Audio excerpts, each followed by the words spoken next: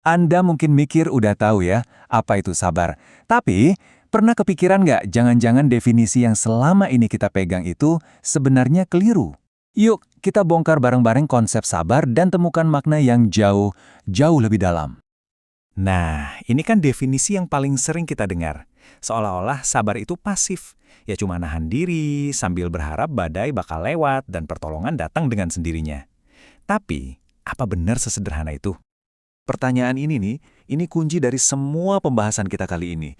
Coba kita tantang gagasan lama ini dan kita lihat sabar sebagai sebuah proses yang aktif yang jauh lebih mendalam dari yang pernah kita bayangkan. Oke, kita mulai ya. Di bagian pertama ini, kita akan bedah kenapa sih nganggap sabar itu cuma bertahan itu bukan cuma salah, tapi juga bisa bahaya buat perkembangan diri kita. Pandangan ini sering banget jadi jebakan ego. Kita jadi ngerasa mulia gitu dalam penderitaan. Seolah-olah jadi korban itu otomatis bikin kita jadi suci. Padahal ini tuh salah satu tipuan ego yang paling halus loh. Ada dua kesalahan fatal dalam cara mikir kayak gini. Pertama, kita lupa kalau mungkin aja kita punya andil dalam kesulitan kita sendiri. Kita bukan korban yang pasif-pasif aja. Kedua, kita salah ngartiin pertolongan. Kita ngarapnya dapat pujian atau kemenangan duniawi, padahal pertolongan yang sejati itu sifatnya batiniah. Nah, sekarang kita tinggalin dulu deh ide pasif tadi dan kita pindah ke kerangka yang lebih membangun. Sabar yang sejati itu bukanlah titik awal, tapi justru puncak dari sebuah proses aktif yang punya 3 langkah. Poin kuncinya di sini adalah sabar itu bukan langkah pertama, tapi hasil akhir. Prosesnya dimulai dengan sadar. Sadar dulu, ngerti dulu sama tindakan kita. Lanjut ke tabah, konsisten dengan niat baiknya. Nah, baru setelah itu kita bisa mencapai sabar, yaitu proses aktif ngebersihin niat dari pengaruh ego. Untuk bisa memahami proses ini, kita perlu kenalan sama satu konsep namanya irodat. Anggap aja ini sebagai kehendak atau niat inti Anda. Setiap tindakan kita itu asalnya dari irodat ini.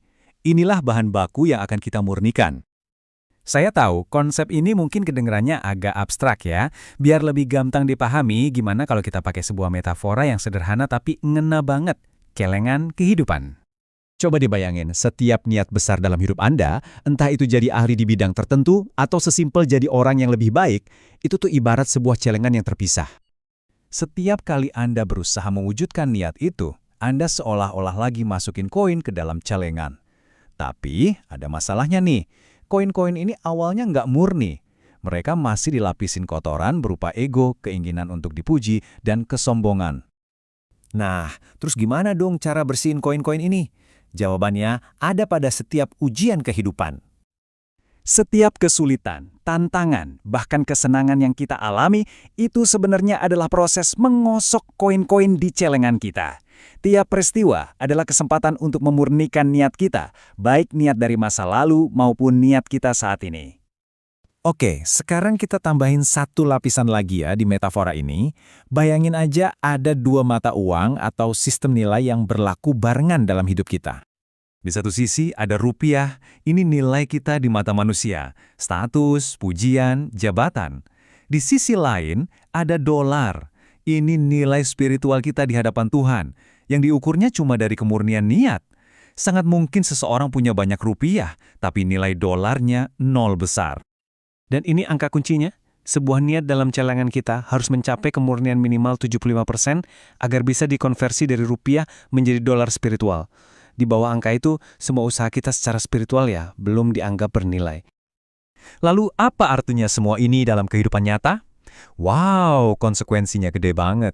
Inilah pertaruhan hidup kita yang sesungguhnya. Oke, mari kita simpulkan. Ujian hari ini bisa jadi lagi membersihkan niat dari 20 tahun yang lalu.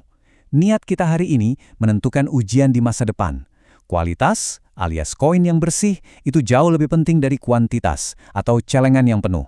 Dan yang paling penting, waktu kita terbatas. Proses pemurnian ini butuh waktu dan kita bisa saja kehabisan waktu sebelum semuanya selesai. Ini pernyataan yang tajam banget. Coba bayangin, seseorang yang kelihatannya super sukses di mata dunia punya banyak celengan yang penuh. Tapi kalau sampai akhir hayatnya tidak ada satupun yang mencapai kemurnian 75%, maka nilai dolar spiritualnya adalah 0. Jadi, pertanyaannya untuk kita semua adalah, mata uang apa yang sebenarnya sedang kita kejar? Apakah kita sibuk menumpuk rupiah duniawi yang sementara, atau kita juga fokus membersihkan koin kita untuk meraih dolar spiritual yang abadi?